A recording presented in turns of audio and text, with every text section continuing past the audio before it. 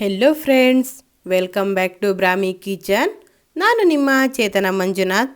ಇವತ್ತಿನ ರೆಸಿಪಿ ಬಂದುಬಿಟ್ಟು ಮೆಣಸಿನ್ಕಾಯಿ ಬಜ್ಜಿ.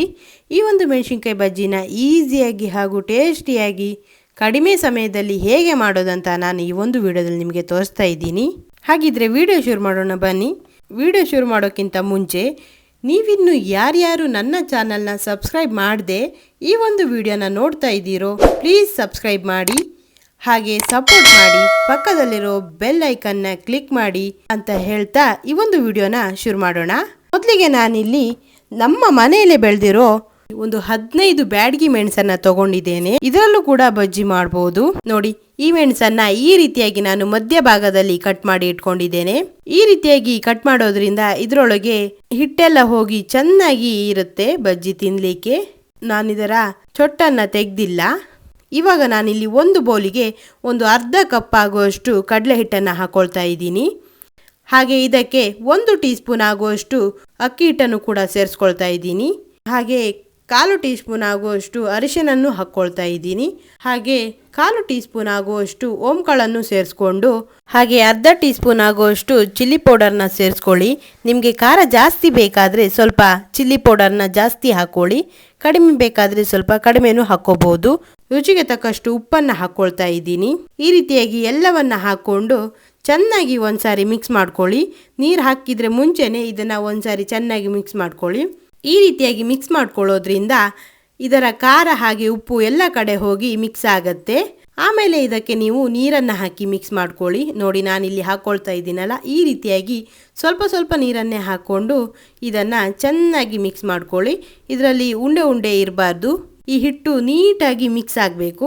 ಹೀಗೆ ನಾನಿಲ್ಲಿ ಸ್ವಲ್ಪ ಸ್ವಲ್ಪ ನೀರನ್ನು ಹಾಕ್ಕೊಂಡು ಮಿಕ್ಸ್ ಮಾಡ್ಕೊಳ್ತಾ ಇದ್ದೀನಿ. ನೋಡಿ, ಇದು ಇವಾಗ ಇಷ್ಟು ದಪ್ಪವಾಗಿದೆ. ಇಷ್ಟು ದಪ್ಪ ಇದ್ರೂ ಕೂಡ ಆಗೋದಿಲ್ಲ. ಇದಕ್ಕೆ ಇನ್ನೂ ಸ್ವಲ್ಪ ನೀರನ್ನು ಹಾಕಿ ನಾನು ಈ ಹದಕ್ಕೆ ತಗೊಂಡು ಬಂದಿದ್ದೇನೆ.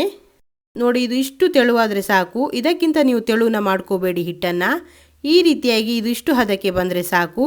ಇವಾಗ ಸ್ಟವ್ ಮೇಲೆ ಒಂದು ಬಾಣಲೆನ ಇಟ್ಟು ಅದಕ್ಕೆ ಅರ್ಧ ಲೀಟರ್ ಆಗುವಷ್ಟು ಎಣ್ಣೆನ ಹಾಕ್ಕೊಳ್ತಾ ಇದ್ದೀನಿ. ನೋಡಿ, ಎಣ್ಣೆನ ಹಾಕ್ಕೊಂಡಿದ್ದೇನೆ. ಈ ಎಣ್ಣೆನ ಬಿಸಿ ಆಗಲಿಕ್ಕೆ ಬಿಡಿ.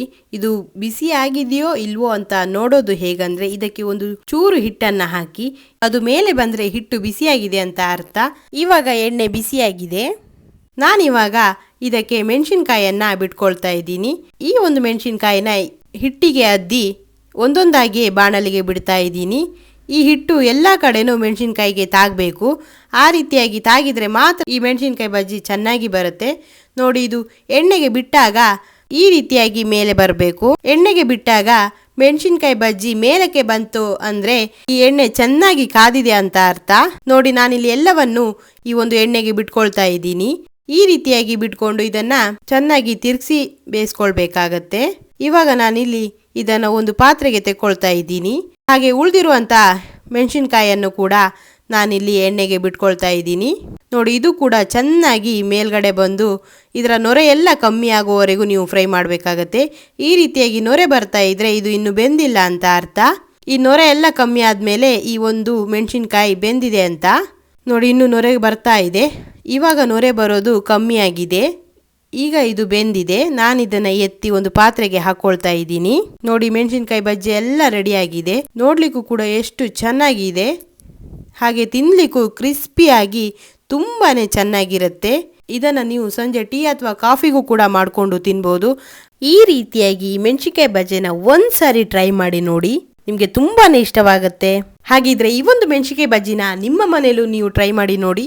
ಇದು ಹೇಗೆ ಬಂತು ಅಂತ ನನ್ನ ಕಾಮೆಂಟ್ ಸೆಕ್ಷನ್ನಲ್ಲಿ ಕಾಮೆಂಟ್ ಮಾಡಿ. ಈ ವಿಡಿಯೋ ನಿಮಗೆ ಇಷ್ಟವಾಗಿದ್ರೆ ಪ್ಲೀಸ್ ಸಬ್ಸ್ಕ್ರೈಬ್ ಮಾಡಿ, ಹಾಗೆ ಲೈಕ್ ಮಾಡಿ.